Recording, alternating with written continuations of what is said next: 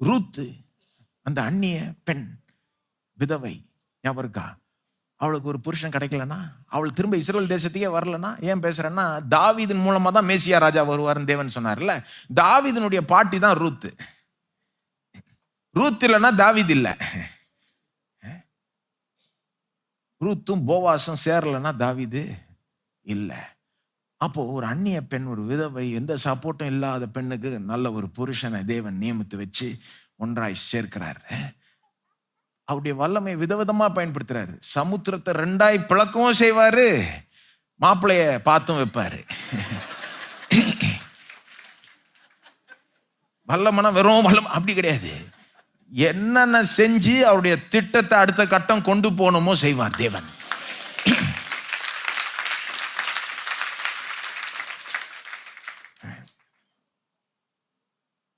தாவீது வந்தாச்சு. தாவீது ரொம்ப முக்கியமான ஆள். தாவீது மேசியாவினுடைய ஒரு பேர் வந்து தாவீதின் குமாரன். இயேசு தாவீதின் குமாரன். தேவனுக்கு தாவீது ரொம்ப பிடிச்சிருச்சு. அவன்கிட்ட திட்டவட்டமா சொல்றாரு, உன் மூலமா தான் மேசியா ராஜா வர போறாருன்ற மாதிரி சொல்லிடுறாரு பாருங்க. 2 சாமுவேல் 7ஆம் அதிகாரத்துல தாவீது தேவன்கிட்ட போய், ஆண்டவரே உமக்காக நான் ஒரு வீட்டை கட்ட விரும்புகிறேன்னு சொல்றாரு. அவர் சொல்றாரு, நீ எனக்கு வீட்டு கட்ட தேவையில்ல, நான் உன் வீட்டை கட்டுவேன்றாரு. நீ எனக்கு வீட்டை கட்ட தேவையில்ல, நான் உன் வீட்டை கட்டுவேன்னா உன்னுடைய குடும்பத்தை ஒரு டைனஸ்டி ஆக்குறேன்றாரு. ராஜாக்கள்னு ஒரு குடும்பமாய் ஆக்குறேன்.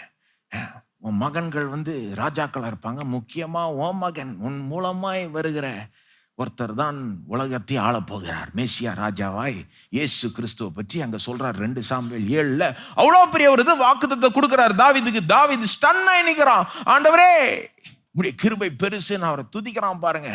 அப்படியே ரொம்ப சூப்பரா இருக்கும். 2 சாமுவேல் 7 முடிச்சு 2 அதிகாரம் கழிச்சு தான் தாவீது அவ்வளோ பெரிய பாவத்தை செஞ்சான். 2 சாமுவேல் 7 வந்து அவ்வளோ பரிசுத்தமா இருக்கும், சூப்பரா.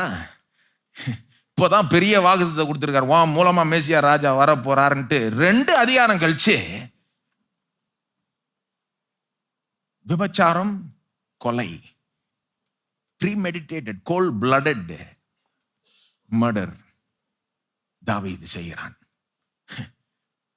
அங்கேயே தேவன் சொல்லியிருக்கலாம், வேண்டாம் போதும்பா, உங்களோட இருந்ததே போதும், இந்த திட்டமும் வேண்டாம், நீங்களும் வேண்டாம், எவ்வளோ பொறுத்துட்டேன் நான், இந்த பாவத்தை நான் மன்னிக்க முடியாதுன்னு சொல்லியிருக்கலாமா? நிச்சயமா சொல்லியிருக்கலாங்க. ஆனா தாவீதினுடைய அந்த பாவத்தை கூட மன்னிக்கிறார் தேவன். அவனுடைய லைனை தொடர்ந்து யூஸ் பண்றாரா இல்லையா? யூஸ் பண்றாரு. சாலமோன் மூலமாய் தான் மேசியா ராஜாவே வருகிறார் பாருங்க. அப்படியே சொல்லிட்டே இருக்கலாம் பாருங்க. இஸ்ரவேல் தேசம் அந்த